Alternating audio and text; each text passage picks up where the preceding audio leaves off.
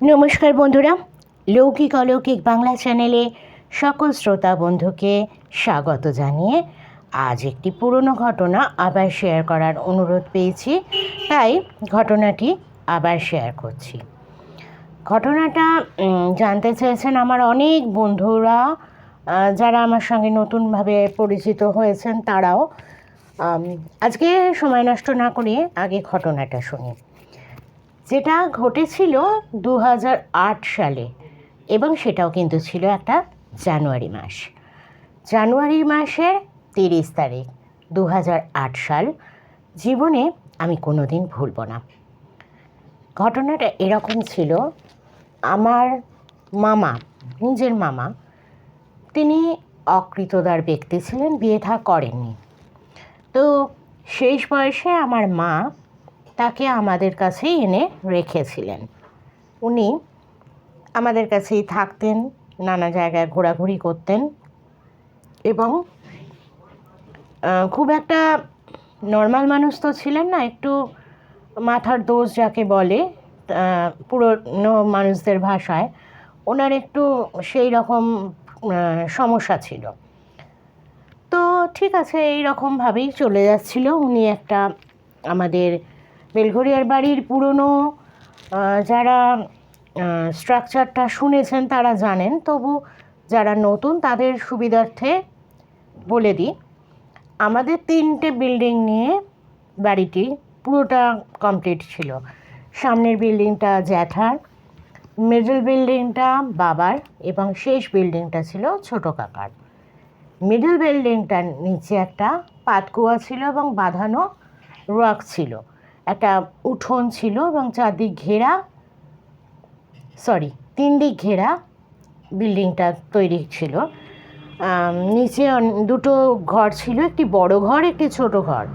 ওপরেও তেমনইভাবে একটা বড় ঘর, সামনের দিক দিয়ে লম্বা বারান্দা, যেটার নিচে আর কি লম্বা উঠোন ছিল, এবং আমার পড়ার ঘরটি তৈরি হয়েছিল নিচে ছোট ঘরটির আদলে ওপরে দোতলায়।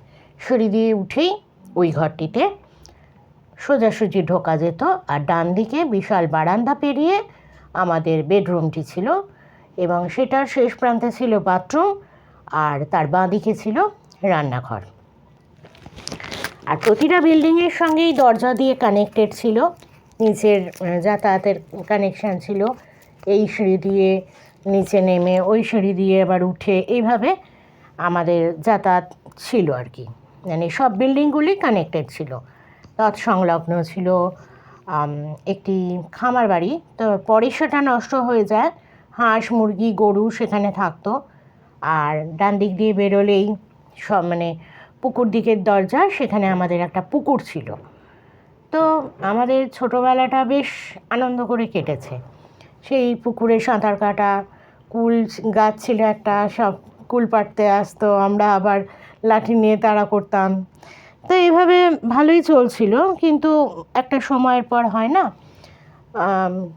যে যার কাজে ব্যস্ত হয়ে পড়ে, সবাই আলাদা আলাদা ছিটকে পড়ে, জেঠুরাও চলে যায় অন্য একটি জায়গায় নিজেদের কাজের জন্য।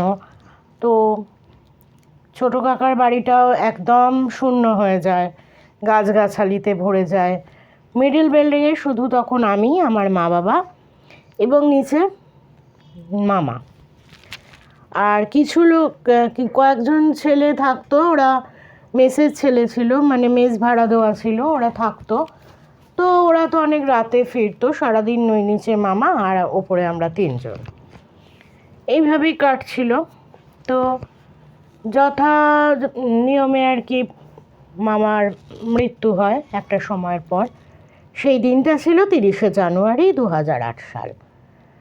যাদের ওই সময়টার কথা মনে আছে, যারা পুরনো লোক, তাদের হয়তো মনে পড়বে বীভৎস বৃষ্টি পড়ছিল সেই দিনকে। মানে এতটাই বৃষ্টি পড়ছিল, চারদিক সাদা হয়ে আছে, ঝমঝম করছে বৃষ্টি, কনকনে ঠান্ডা হাওয়া, আর তার মধ্যে দুপুরবেলা মামা মারা গেলেন। এই 2-2:30 নাগাদ মারা গিয়েছিলেন। তো ঘটনাটা ঠিক আছে ওই পর্যন্ত। এবার সমস্যা হলো, কোনো ডাক্তার পাওয়া যাচ্ছিল না যিনি ডিসিটা লিখে দেবেন। 4 ঘন্টা না হলে তো আমরা জানি ডিসি লিখে দেন না ডাক্তাররা। তো সেই হিসেবে ঘন্টা চারেক পর বাবা অনেক কষ্টে আমাদেরই একজন লোকাল ডক্টরকে নিয়ে আসেন এবং তিনি ডিসি লিখে দেন। এবার মামার আর কি মুখাগ্নি করবার জন্য ছিলেন আমার দাদা, মানে বড় মাসির ছেলে, আমার দাদা বড়দা, যেহেতু বড় ভাগ্নে আর ইনি বিবাহ করেননি, সুতরাং মুখাগ্নি করার কথা হলো বড় ভাগ্নের। এবারে দুপুরবেলা তো ফোন করা হয়েছিল এবং ওরাও যথারীতি ওদের অফিসিয়াল কাজে ব্যস্ত ছিল, বৌদিও তখন চাকরি করতেন। তো সময় মানে ঠিক সময় আসতে আসতে অনেক রাত হয়ে যায়। ততক্ষণে আমি একা, সন্ধে 7টা বাজে, দুপুর 2টো নাগাদ উনি মারা গেছেন, 2টো 2:30 এরকম সময়ের মধ্যে, এবং 4 ঘন্টা পরে তো ডাক্তার ডিসি দিয়ে গেছেন। এবার তো ওই মৃত ব্যক্তির সৎকারের জন্য নানা রকম জিনিসের প্রয়োজন। ওই বৃষ্টিতে আমি কাউকেই পাইনি। তো ঠিক আছে চলো, আমি একাই বেরোলাম। বিভৎস বৃষ্টি, মানে চারদিক কনকন করছে ঠান্ডা, আমি একা। তো বাড়ি থেকে একটু দূরে গিয়ে দোকান থেকে যা যা লাগে, ওই মৃত ব্যক্তির জন্য নিম পাতা লাগে, কি একটা ডাল লাগে আমাকে বলে দেওয়া হয়েছিল তখন, সেই ডাল, মটর ডাল বোধহয়, দাঁতে কাটতে হয় মৃতদেহ পুড়িয়ে আসার পর। এগুলো আমি জোগাড় যন্ত্র করছিলাম। তারপর ফুলের দোকানে গেলাম, ওই রিং মালাগুলো হয় না, ওগুলোর অর্ডার দিলাম যে আমার এগুলো লাগবে, আরও ফুল লাগবে। তারপর ফুলের যে বোকেগুলো 4 কোণে 4টে বাঁধে, তখন তো এত সরকারের গাড়ির এত প্রচলন ছিল না, তো কাঠের খাটে শুয়েই মানে শ্মশান ঘাটে নিয়ে যাওয়া হতো।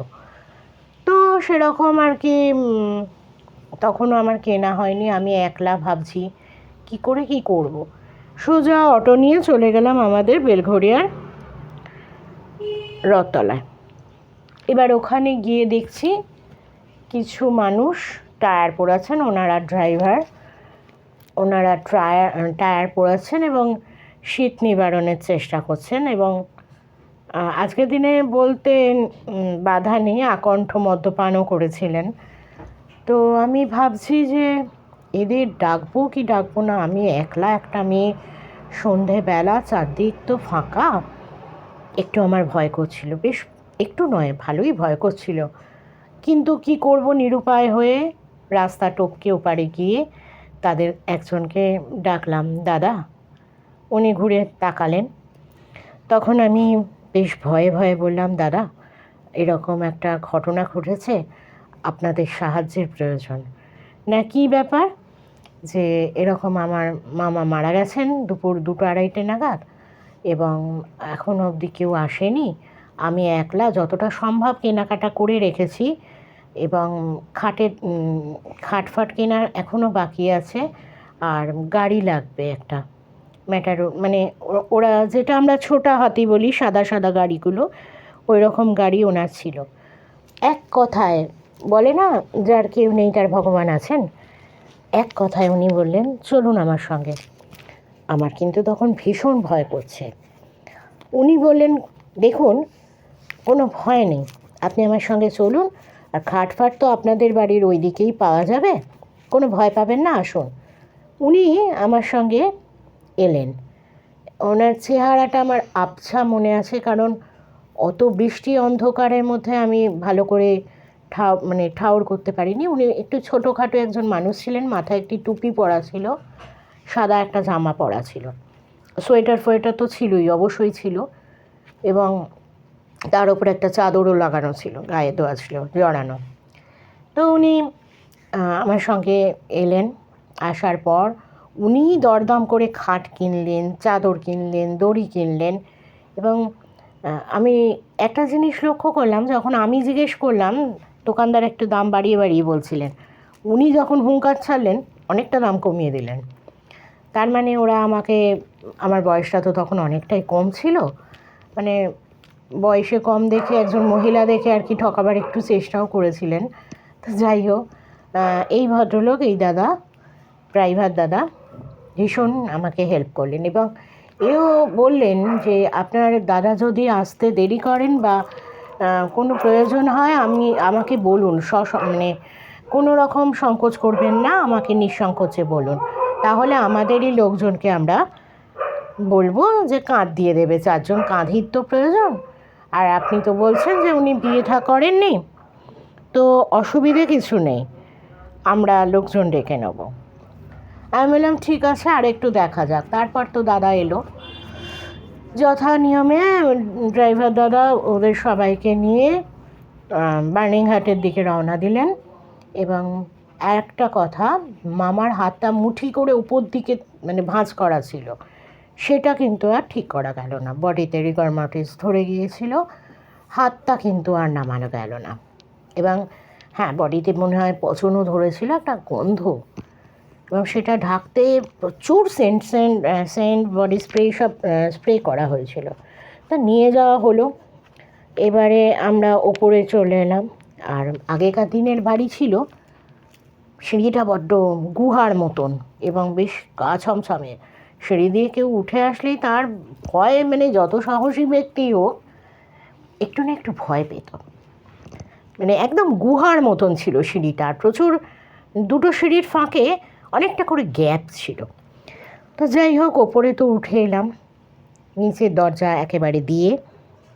এবং কাঁধিদের জন্য, হ্যাঁ তার আগে, উঠে আসার আগে কাঁধিরা যখন ফিরলেন তাদের জন্য আমি রাজভোগ কিনে এনেছিলাম, এবং ওই আগুন, লোহা এগুলো রাখা হয়েছিল। ওনারা ছুঁয়ে যে যার মিষ্টি খেয়ে ফিরে গেলেন।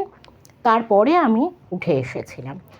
একটা রেকাবিতে 2টো রাজভোগ, 1 গ্লাস জল, আর ওই ঠাকুরের ছোটো ছোটো থালাগুলো হয় না, ওর মধ্যে দুটোতে দুদিকে 4টে করে বাতাসা দিয়ে আগুন জেলে, মানে মোমবাতি জেলে একটা বড়। উঠে তো এলাম, তারপর সিঁড়ির মুখের ওপরের দরজাটা দিয়ে দিলাম শেকল দিয়ে। এবার আমার মা ভীষণ ভয় পাচ্ছিলেন, মানে একজন বাড়িতে মারা যেতেই পারে, কিন্তু একজন যে এত ভয় পান আমার জানা ছিল না। আমার কিন্তু কোনো ভয় ডর ছিল না। ওই অত বড় বাড়িতে বলতে গেলে আমরা তখন 3টি প্রাণী, মিস্ত্রিটা কেউ নেই, সরি মেসের ছেলেরা কেউ ছিল না, আর নিচেটা তো পুরো ফাঁকাই হয়ে গেল। ওপরে আমরা 3টি প্রাণী। আমাদের রান্নাঘরটায় দাঁড়ালে, রান্নাঘরের জানলা দিয়ে নিচের উঠোনটা, যেখানে ওই রেকাবিটা রেখে এসছি, সেখানটা পরিষ্কার দেখা যায়। মানে রান্নাঘরের জানলা আর আমার মামা যে ঘরটায় থাকতেন একতলায়, একদম সোজাসুজি। ঘুরে তো বিল্ডিংটা একটু চৌকোনা টাইপের। এইবার আমি ঠিক করলাম আজকে সারা রাত আমি রান্নাঘরের জানলায় দাঁড়িয়ে থাকবো, দেখি তো কিছু দেখতে পাই কি না। হ্যাঁ, বারান্দার আলোটা জ্বালিয়ে রাখলাম, একটা বাল্ব ছিল, জ্বালিয়ে রাখলাম। এরম দাঁড়িয়ে থাকতে থাকতে তখন 3টে বাজে। প্রয়োজন হলো একটু বাথরুমে যাবার। জাস্ট আমি পাশেই বাথরুম গেছি আর এসছি, দেখলাম মোমবাতিটা নিভে গেছে। 2টো রাজভোগ একদম চাটিপুটি করে খাওয়া, 1 গ্লাস জল, একেবারে শূন্য গ্লাসে 1 ফোঁটাও জল নেই। কিন্তু দুদিকে যে ছোট ছোট থালাগুলো ছিল, 4টে করে বাতাসা ছিল, ওগুলো কিন্তু একদম পূর্ব অবস্থাতেই রয়ে গেছে। এইবার আমি তখন ভাবতে লাগলাম, শিয়াল তো আসতে পারবে না, যদি ইঁদুর নিয়ে যায় টাইনা হাজরা করে আর কত দূরই বানিয়ে যাবে 2 মিনিটের মধ্যে, এত বড় বড় ভারী জিনিস। আর তখনকার দিনে আমাদের মিষ্টির সাইজগুলো বেশ বড় বড় হতো কিন্তু। তো যাই হোক, এই ছিল আমার সেদিনের দেখা ঘটনা। নিমেষের মধ্যে 2টো রাজভোগ আর 1 গ্লাস জল, অত বড় গ্লাসের। আগেকার দিনের ওই কি একটা মেটালের গ্লাস বলতো যেন, কি বেশ মেটালটার নাম দিয়েছিল, ঠিক মনে আসছে না। আমার মা বেশ বলতো, বেশ কারুকার্য করা একটা গ্লাস, অনেকটা বড় সাইজের। তো সেই 1 গ্লাস জল আর নেই, আর রেকাবিটা পুরো চাটিপুটি করে খাওয়া। না, ইঁদুরের পক্ষে এটা সম্ভব নয়, কোনোভাবেই সম্ভব নয়। একটা নেংটি ইঁদুরের পক্ষে অত বড় বড় দুখানা রাজভোগ ওরম চেটেপুটে খেয়ে যাওয়া বা নিয়ে যাওয়া। আর বাড়িটা তো তখন পাঁচিল দিয়ে ঘেরা, নিচের গেটটাও দেওয়া, তো শিয়ালও ঢুকতে পারবে না। হ্যাঁ, একটা কথা বলে রাখি, কেন শিয়ালের কথা বলছি, পুকুরটা ততদিনে বুঝে গেছে এবং সেখানে কচুরিপানার জঙ্গল, একটা বড় কদম গাছ ছিল, সেটা করে শেওড়া গাছে ভর্তি হয়ে গেছে জায়গাটা। রাত হলেই শিয়ালে ঘুরঘুর করতো, আমাদের নিচের ঘরেও ঢুকে পড়েছিল দু একবার। আর প্রচুর শিয়াল থাকতো ওই কচু বনে, পুকুর পাড়ে। মানে বাড়িটা রীতিমতো একটা ভয়াবহ রূপ ধারণ করেছিল। তো সেদিনের রাতের ঘটনাটা আমার আজও ভোলার নয়। তো আপনারা তো শুনলেন পুরো ঘটনাটা, এর কি ব্যাখ্যা দেবেন আমি জানি না। হয়তো কেউ বলবেন এটা হতে পারে, কেউ বলবেন ওটা হতে পারে, কিন্তু আমার বুদ্ধিতে কোনো ব্যাখ্যা মেলেনি। এই ছিল সেদিনের ঘটনা। আপনাদের কেমন লাগলো অবশ্যই কমেন্ট বক্সে কমেন্ট করে জানাবেন। আর ভালো লাগলে লাইক দিতে কিন্তু ভুলবেন না। আর আমার পরিবারের অংশ হতে চ্যানেলটাকে কিন্তু সাবস্ক্রাইব করতে ভুলবেন না। সঙ্গে থাকুন, শুনতে থাকুন, আর আমার সঙ্গে থেকে আমার পরিবারের অংশ হতে একদম কিন্তু মিস করবেন না। আমি শুভরাত্রি জানিয়ে সুদেষ্ণা বিদায় নিচ্ছি আপনাদের থেকে। সকলে ভালো থাকুন, সুস্থ থাকুন। আর হ্যাঁ, কারোর সঙ্গে যদি কোনো অলৌকিক ঘটনা ঘটে থাকে বা কারোর পরিচিত কোনো চেনা জানা ব্যক্তির জীবনে যদি এরকম ঘটনা ঘটে থাকে, তাহলে অবশ্যই ডেসক্রিপশন বক্সে মেল আইডি দেওয়া থাকবে, ঘটনা লিখে পাঠাতে পারেন। হোয়াটসঅ্যাপ নাম্বার দেওয়া থাকবে, আপনারা ভয়েস রেকর্ড করেও ঘটনা পাঠাতে পারেন, আমার সঙ্গে শেয়ার করুন। আমাদের চ্যানেলের বা পরিবারের সদস্যরা বাকি যারা আছেন তারা ঘটনাগুলো শুনতে পারবেন এবং শেয়ার করতে পারবেন। আজ বিদায় নিচ্ছি, ভালো থাকুন। আমি সুদেষ্ণা, শুভরাত্রি।